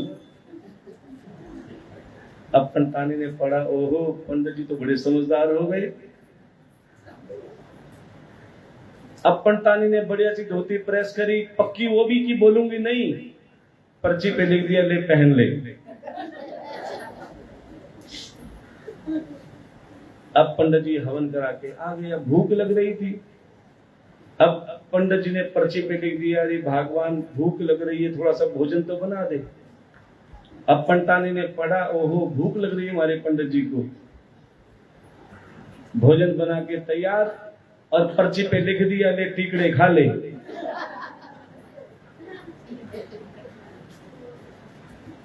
अब ऐसे काम चलता रहा पर्ची के आदान प्रदान से। अब सर्दियों में पंडित जी और पंतानी अंगीठी आंगन में लगा के बैठ गए आमने सामने, अंगीठी समझते हो ना, आमने सामने बैठ गए, हाथ सेक रहे हैं लेकिन बोल नहीं रहे क्योंकि दोनों पक्के। अब अचानक क्या हुआ, जलती हुई अंगीठी की जलती हुई अंगारी पंडित जी की धोती पे गिरी। अब पंडित जी को पता नहीं लगा लेकिन पंतानी ने देख लिया, पंडित जी को पता नहीं लगा लेकिन पंतानी ने देख लिया। अब पंतानी क्या सोचे, भला है बुरा है जैसा भी है, मेरा पति मेरा, अब कैसा भी है बचाना तो जरूर है, लेकिन क्या करें, बोल सकती नहीं। अब कागज कलम बहुत दूर रखे, लेके आऊंगी तब तक पंडित जी स्वाहा हो लेंगे, अब बचाना भी जरूर। अब पंतानी ने सोचा, मैं बोल नहीं सकती इस समय, लिख नहीं सकती, बोले मैं गा तो सकती हूँ। पंतानी जोर जोर से गाने गाने लगी, किसी की धोती जल जाए हमें क्या लेना देना, किसी की धोती जल जाए हमें क्या लेना देना, किसी की धोती जल जाए हमें क्या लेना देना, किसी की धोती जल जाए हमें क्या लेना देना, हमें क्या लेना देना, हमें क्या लेना देना, हमें क्या लेना देना, हमें क्या लेना देना। ओहो किसी की धोती जल जाए हमें क्या लेना देना, किसी की धोती जल जाए हमें क्या लेना देना। अब पंडित जी सोचने लगे, अरे ये पंतानी तो कभी गाती भी नहीं थी, मंदिर में दूसरी मंडली आके पूरा कीर्तन करती थी, ये कोने में बैठी रहती थी, आज गा रही है कुछ गड़बड़ है, आज गा रही है कुछ गड़बड़ है। थोड़ी देर में पंडित जी ने क्या देखा, धोती में से धुआं निकल रहा है। अब जैसे धोती में देखा अंगारी, फट देखी अंगारी हटाई और पंतानी के आगे हाथ जोड़ लिए, पंतानी तू जीत गई और मैं हार गया। ध्यान देना सज्जनों, आपको ये सूत्र बताते हैं कि घर में चाहे कितना भी झगड़ा हो, चाहे कितने भी अनबन हो, ध्यान देना घर में 4 बर्तन होते हैं, बजते हैं। ये मत सोचो कि पैसों वालों के घर में जूत नहीं बजते। आपका छोटा है तो थोड़ा होता होगा, वहां पे जितना है तो उससे ज्यादा होता है। ध्यान देना, ये माया सब जगह रची हुई है, किसी के घर थोड़ी तो किसी के घर ज्यादा। कोई घर ऐसा बचा नहीं है, इसलिए किसी पर हंसना नहीं चाहिए, किसी का तमाशा नहीं देखना चाहिए। किसी के झगड़े में आनंद नहीं मनाना चाहिए, ध्यान देना, क्योंकि जिस चीज में तुम्हें आनंद आता है ना वही भगवान तुम्हें देता है। अगर तुम्हें झगड़े में आनंद आता है तो ले बेटा तू ये आनंद तू भी खा। इसलिए प्यारे, सबके सुखी में आनंद बनाओ तो भगवान तुम्हें भी सुख रखेगा। ध्यान देना कि झगड़ा चाहे कितना भी हो जाए लेकिन आपस में बोलना बंद मत करना। कई कहते हैं ना कि मैं क्यों बोलूं, मैं भी अपनी बेटी बाप की बेटी नहीं जो तेरे से पहले बोल लूं। अब पति भी तो यही कहता है ना, मैं कौन सा दूसरे बाप की औलाद हूं, मैं भी अपने बाप की औलाद नहीं जो तेरे से पहले बोल लूं। ऐसे करते करते कई दिन, कई हफ्ते, कई महीने बीत जाते हैं, आपस में बात नहीं होती। और कहते हैं ना बोलना समझौते के सारे रास्ते बंद कर देता है। अरे बोलोगे तो कुछ हल निकलेगा। अपना मन बच्चे जैसा बना लो। छोटा सा बच्चा देखा है, गलती करता है, माँ उसे थप्पड़ भी मारती है, बच्चा थोड़ी देर रोता है और फिर गले लग जाता है। एक बार आप भी अपना मन बच्चे जैसा बना के देख लेना। लेकिन कैसे बनाए, उसने मेरी बेइज्जती की है, जब तक मैं उसका 4 गुना बदला ना ले लूं तब तक मन में शांति नहीं मिलती। और प्यारे, यही दुख का कारण है। एक बार भोले बाबा से अपना मन लगाओगे तो प्यारे कभी भी आपका मन गलत जगह नहीं जाएगा। क्योंकि जहां खाली बैठोगे विषय विकार आएंगे, और जहां भोले बाबा की मस्ती में मस्त रहोगे प्यारे कहीं गलत जगह ध्यान ही नहीं जाएगा। गोपियों की तरह बन जाओ, जैसे गोपियां कन्हैया की प्रेम में हमेशा खोई रहती थी। चाहे कन्हैया मिले ना मिले, सोते जागते उठते बैठते हमेशा कृष्ण का ध्यान रहता था। ऐसे ही आप भी मेरे भोले बाबा का ध्यान करो। सोते जागते उठते बैठते जो भोले बाबा का ध्यान करते हैं उन्हें किसी प्रकार की चिंता नहीं होती। और आपको एक बात और बता दें कि भोले बाबा किसका ध्यान करते हैं? श्री राम जी का। और वही राम जी द्वापर में क्या बन के आए थे? कृष्ण। क्योंकि राम और कृष्ण कोई अलग नहीं है। जब एक बार गोपियों को वरदान दिया था श्री कृष्ण ने कि मैं शरद पूर्णिमा की रात्रि को तुम्हारे साथ महारास रचूंगा, और उस रास में लाखों करोड़ों गोपियां आई, सबको निमंत्रण दिया, सभी देवी देवता भी आए, पार्वती जी को भी निमंत्रण दिया। अब प्यारे, सभी गोपियां तैयार हो रही थी, पार्वती भी तैयार हो रही थी। अब शंकर भगवान देख रहे हैं, भैया मुझे तो हर बार ले जाती थी साथ, आज क्या बात है अकेली तैयार हो रही है? अरे गौरा क्या बात है, आज बड़ी तैयार हो रही हो, कहां जाने की तैयारी है? बोले महाराज क्या बताऊं, एक बहुत सुंदर निमंत्रण आया है। कैसा निमंत्रण? बोले मुझे महारास में जाना है। जिनका तुम ध्यान करते हो ना, उन्हीं के यहां से निमंत्रण आया है। बोले तो मैं भी चलूं? बोले बिल्कुल नहीं। क्यों? बोले उसमें केवल गोपियों का ही निमंत्रण है, उसमें पुरुष तो जा ही नहीं सकते। अब भोले बाबा चुप हो गए कि ऐसे कौन सा उपाय सोचूं जो मुझे भी अपने इष्ट से मिलने का सौभाग्य मिले, मुझे भी अपने प्रभु से मिलने का सौभाग्य मिले। अरे पार्वती, ओ पारो, कहते हैं जब काम निकालना पड़ता है ना तो बड़े प्यार से बोला जाता है, मुझे भी ले चलना। बच्चों की तरह जिद करने लगे। पार्वती बार बार मना कर रही हैं। बोले मैंने कहा ना सिर्फ गोपियों का ही प्रवेश है, पुरुष का प्रवेश नहीं है, चुपचाप बैठ जाओ, अपने ध्यान में रहो, तुम जिसका ध्यान करते हो यहीं से मिल जाएंगे। बोले नहीं, एक बार तो मैं उनका दर्शन करके रहूंगा, कोई तो उपाय होगा। अब मजाक मजाक में पार्वती ने कह दिया तो तुम भी गोपी बन जाओ। मजाक मजाक में कह दिया तुम भी गोपी बन जाओ तो चले जाना। अब आदमी से तुम कहो कि साड़ी पहन ले तो क्या वो पहन लेगा? लेकिन हमारे भोले बाबा तो उनको लगा कि सच कह दिया इसने तो, कि वाकई अगर मैं गोपी बन जाऊं तो मैं भी जा सकता हूं। बोले चिंता मत कर, अभी गया और अभी आया। अब प्यारे भोले बाबा अंदर गए, ओहो क्या सुंदर लहंगा पहन लिया, क्या सांपों को ढक लिया और ऐसी चुनरी, इतना श्रृंगार कर लिया कि गोपियां भी फेल। अब तो ले चलो। अब प्यारे ऐसा रूप देखकर पार्वती मैया पहले तो खूब हंसी। अब प्यारे उसके बाद में कहती देखो इतना रूप बनाया है तो चलो ले चलती हूं।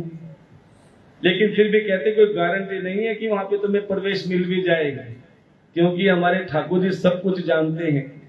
बोले कोई बात नहीं, देखा जाएगा, एक बार मुझे ले चलो। अब प्यारे वही पार्वती और भोलेनाथ उस महाराज में प्रवेश करने लगे। और जैसे ही महाराज में प्रवेश करने लगे, क्या देखा, लाखों करोड़ों गोपियां और बीच में कृष्ण जी अकेले रास रचा रहे थे। लेकिन हर गोपी को लग रहा था कि कन्हैया मेरे साथ भी नाच रहे हैं, क्योंकि एक से अनेक होने की कला केवल मेरे ठाकुर में है, ध्यान देना। अब भोले बाबा ने सोचा कन्हैया तो अकेले बीच में है, मैं चला भी जाऊंगा तो कैसे पहचानेंगे। अब प्यारे जैसे ही प्रवेश करने लगे, क्या एक दिन वो भोले भंडारी, एक दिन वो भोले भंडारी बन करके ब्रज नारी गोकुल में आ गए हैं, गोकुल में आ गए हैं, आ गए हैं, रात में आ गए हैं। एक दिन वो भोले भंडारी बन करके ब्रज नारी गोकुल में आ गए हैं, गोकुल में आ गए हैं, गोकुल में आ गए हैं। अरे पार्वती भी मना के हारी, ना माने त्रिपुरारी गोकुल में आ गए हैं, गोकुल में आ गए हैं, हाँ गोकुल में आ गए हैं, गोकुल में आ गए हैं। ये महाराज हो रहा है। आप भी मेरे ठाकुर की गोपियां हो, हाथ उठाए तालियों के साथ। बोल शंकर भगवान की जय।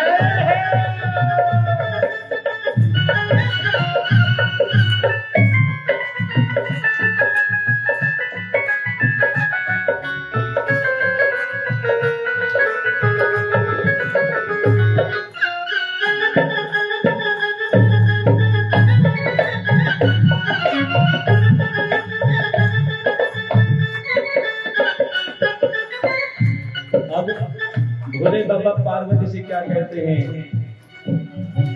पार्वती से बोले मंगला मैं भी चलूंगा तेरे संग में, हाँ संग में हो पार्वती से बोले मैं भी चलूंगा तेरे संग में, तेरे संग में। राधा संग शाम नाचे मैं भी नाचूंगा तेरे संग में, तेरे संग में।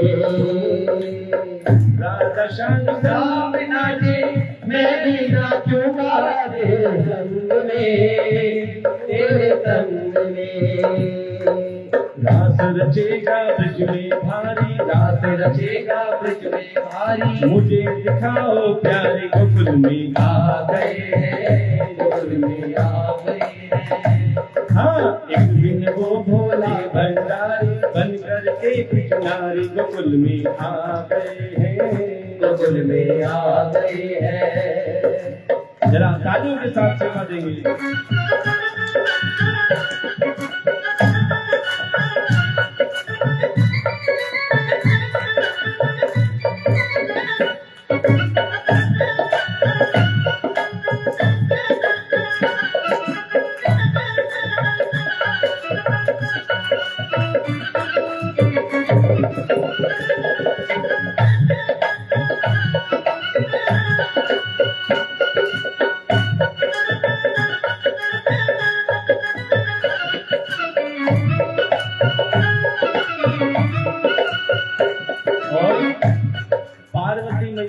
भोले बाबा से क्या कहती हैं?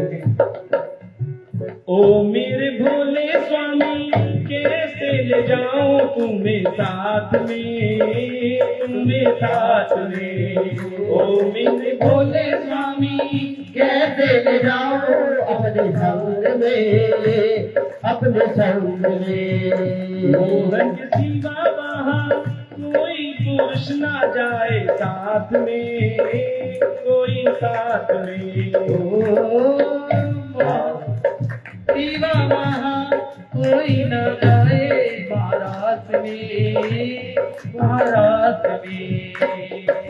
हंसी करेगी ब्रज की नारी, हंसी करेगी ब्रज की नारी, मानो बाप हमारी गोकुल में आ गए हैं, गोकुल में आ गए हैं, गोकुल में आ गए हैं, गोकुल में आ गए हैं। एक दिन वो भोले भंडारी, एक दिन वो भोले भंडारी बन करके ब्रज नारी गोकुल में आ गए हैं, गोकुल में आ गए हैं, गोकुल में आ गए हैं। जरा उठाइए अपने हाथों को, महाराज में सम्मिलित हो जाइए।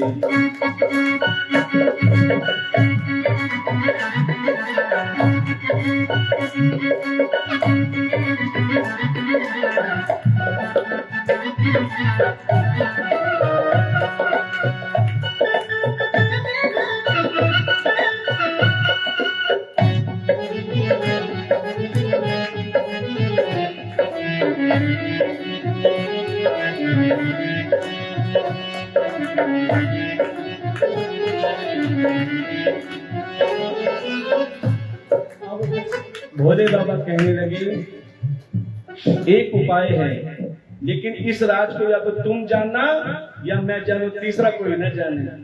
क्या कहने लगे? ऐसा बना दो मुझे जाने न कोई इस राज को, इस राज को। हाँ, ऐसा बना दो मुझे जाने न कोई इस राज को, इस राज को। और कोई पूछे तो क्या कहना, और कुछ मत कहना, यही कहना मैं हूँ सहेली तेरी, ऐसा बताना ब्रिजराज को, ब्रिजराज को। ऐसा सहेली तेरी, ऐसा बताना ब्रिजराज को, ब्रिजराज को।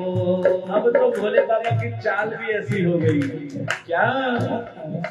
लगा के बिंदी पहन के साड़ी, लगा के बिंदी पहन के साड़ी, चाल चले मत वाली गोकुल में आ गए हैं, गोकुल में आ गए हैं, हाँ गोकुल में आ गए हैं, गोकुल में आ गए हैं। एक दिन वो भोले भंडारी, एक दिन वो भोले भंडारी मन करके ब्रिजनारी गोकुल में आ गए हैं, गोकुल में आ गए हैं, गोकुल में आ गए हैं। इस रूप को देखकर पार्वती बहुत प्रसन्न हो गई। बारी जाऊं ऐसे रूप पे। गोपियां भी फेल कर दी, जो बड़े बड़े पार्लर से सज के आई थी उसको भी मेरे भोले बाबा ने फेल कर दिया। और हंस के क्या कहती हैं? हंस के सखी ने कहा बलि जाओ मारी इस रूप को, इस रूप को। हंस के सखी ने कहा बलि हर जाओ इस रूप को, इस रूप को। देखो ये कर्मों का फल है। आज तुम इनके लिए गए हो ना, याद करो ये तुम्हारे लिए भी आए थे। ये याद दिला रही है किस लिए? हंस के सखी ने कहा बलिहार जाऊं इस रूप को, इस रूप को। हंस के सखी ने कहा बलिहार जाऊं इस रूप को, इस रूप को। ये तुम्हारे लिए कल आए जब सौंदर्य मंथन हो रहा था ना, जब तुमने विष ग्रहण किया और अमृत का घड़ा राहु केतु ले गए, तब इन्होंने भी मोहिनी रूप धरा था। क्या? मोहिनी रूप बन के मुरारी आए तुम्हारे रूप में, तुम्हारे एक दिन तुम्हारे लिए आए मुरारी इस रूप में, इस रूप में। मोहनी रूप बना के मुरारी, मोहनी रूप बना के मुरारी, अब है तुम्हारी बारी, गोकुल में आ गए हैं, गोकुल में आ गए हैं, गोकुल में आ गए हैं, गोकुल में आ गए हैं। एक दिन वो भोले भंडारी, एक दिन वो भोले भंडारी बन करके बिगनारी, गोकुल में आ गए हैं, गोकुल में आ गए हैं, गोकुल में आ गए हैं। अब तो कोई पहचान नहीं पा रहा। अब भोले बाबा भी गोपी की तरह खूब नाच रहे हैं, खूब झूम रहे हैं, लेकिन प्यारे झूमते झूमते ना उन्हें अपनी साड़ी का होश रहा, न चुनरी का होश रहा। अब जैसे चुनरी खिसकी तो नाग देवता बाहर आने लगे। अब भोले बाबा अपनी सुध बुध खो बैठे, क्योंकि वो भी गोपी बन गए थे। तभी तो कहते हैं गोपेश्वर महादेव कि महाराज में वो गोपी बन गए, सुध बुध खो बैठे। अब सब देख देख के हैरान हो रही है, लेकिन भोले बाबा तो मस्ती में मस्त। दूर से देखा, कन्हैया की नजर भोले बाबा पे पड़ गई और भोले बाबा मस्ती में नाच रहे हैं। वो भूल गए कि मैं किसके पास आया हूं। और प्यारे कन्हैया पूरी लीला समझ गए और क्या कहने लगे, देखा मोहन ने वो तो समझ गए सारी बात को, सारी बात को। देखा मोहन ने उन्हें समझ के वो सारी इस बात को, इस बात को। ऐसी बजाई बंसी सुध बुध भूले भोलेनाथ रे, भोलेनाथ रे। ऐसी बजाई बंदी तुझे खुद भोले भोलेनाथ रे, भोलेनाथ रे। और फिर क्या हुआ, सर से खिसक गई जब साड़ी, सर से खिसक गई जब साड़ी, सर से खिसक गई जब साड़ी, सर से खिसक गई जब साड़ी। मुस्काए गिरधारी गोकुल में आ गए हैं, गोकुल में आ गए हैं, गोकुल में आ गए हैं, गोकुल में आ गए हैं। वो भोले भंडारी, एक दिन वो भोले भंडारी बन करके बिगनारी, गोकुल में आ गए हैं, गोकुल में आ गए हैं, गोकुल में आ गए हैं। और उसी दिन से भोले बाबा का एक नाम और ऐड हो गया, क्या, गोपेश्वर।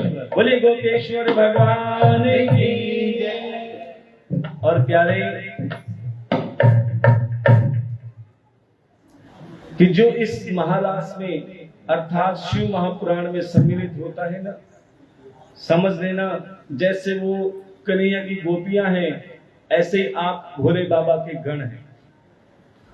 और कल कहते हैं कि जिन्होंने 6 दिन कथा सुनी या 5 दिन कथा सुनी, 4 दिन, 3 दिन, 2 दिन या 1 दिन,